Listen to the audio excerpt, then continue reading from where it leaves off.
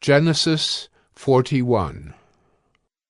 After 2 whole years Pharaoh dreamed that he was standing by the Nile, and behold, there came up out of the Nile 7 cows, attractive and plump, and they fed in the reed grass.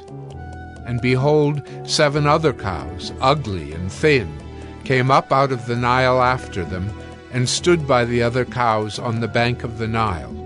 And the ugly thin cows ate up the 7 attractive plump cows, and Pharaoh awoke. And he fell asleep and dreamed a second time. And behold, 7 ears of grain, plump and good, were growing on one stalk. And behold, after them sprouted 7 ears, thin, and blighted by the east wind. And the thin ears swallowed up the 7 plump, full ears. And Pharaoh awoke, and behold, it was a dream. So in the morning his spirit was troubled, and he sent and called for all the magicians of Egypt and all its wise men. Pharaoh told them his dreams, but there was none who could interpret them to Pharaoh. Then the chief cupbearer said to Pharaoh, I remember my offenses today, when Pharaoh was angry with his servants and put me and the chief baker in custody in the house of the captain of the guard. We dreamed on the same night, he and I, each having a dream with its own interpretation. A young Hebrew was there with us, a servant of the captain of the guard. When we told him, he interpreted our dreams to us, giving an interpretation to each man according to his dream. And as he interpreted to us, so it came about. I was restored to my office, and the baker was hanged. Then Pharaoh sent and called Joseph, and they quickly brought him out of the pit.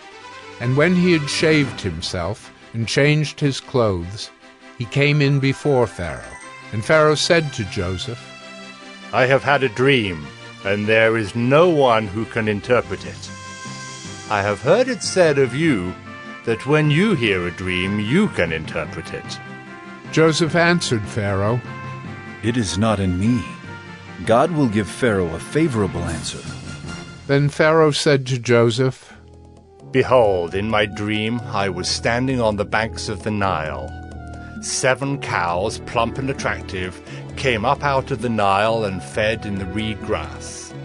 7 other cows came up after them, poor and very ugly and thin, such as I had never seen in all the land of Egypt. And the thin, ugly cows ate up the first 7 plump cows. But when they had eaten them, no one would have known that they had eaten them, for they were still as ugly as at the beginning. Then I awoke. I also saw in my dream 7 ears growing on one stalk, full and good. 7 ears, withered, thin, and blighted by the east wind, sprouted after them. And the thin ears swallowed up the 7 good ears. And I told it to the magicians, but there was no one who could explain it to me. Then Joseph said to Pharaoh, The dreams of Pharaoh are one. God has revealed to Pharaoh what he is about to do. The 7 good cows are 7 years, and the 7 good ears are 7 years. The dreams are one. The 7 lean and ugly cows that came up after them are 7 years, and the 7 empty ears blighted by the east wind are also 7 years of famine. It is as I told Pharaoh. God has shown to Pharaoh what he is about to do. There will come 7 years of great plenty throughout all the land of Egypt. But after them there will arise 7 years of famine, and all the plenty will be forgotten in the land of Egypt.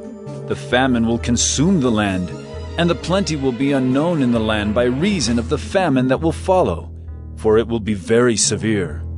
And the doubling of Pharaoh's dream means that the thing is fixed by God, and God will shortly bring it about. Now, therefore, let Pharaoh select a discerning and wise man, and set him over the land of Egypt.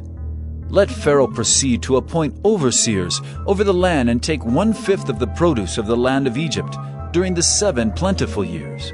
And let them gather all the food of these good years that are coming, and store up grain under the authority of Pharaoh for food in the cities, and let them keep it.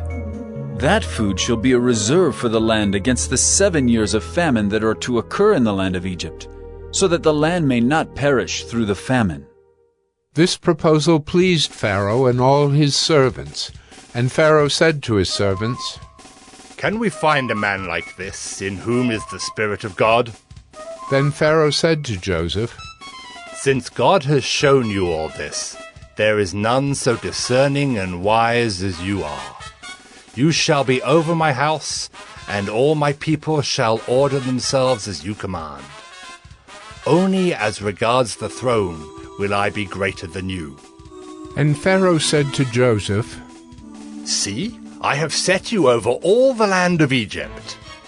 Then Pharaoh took his signet ring from his hand and put it on Joseph's hand, and clothed him in garments of fine linen, and put a gold chain about his neck.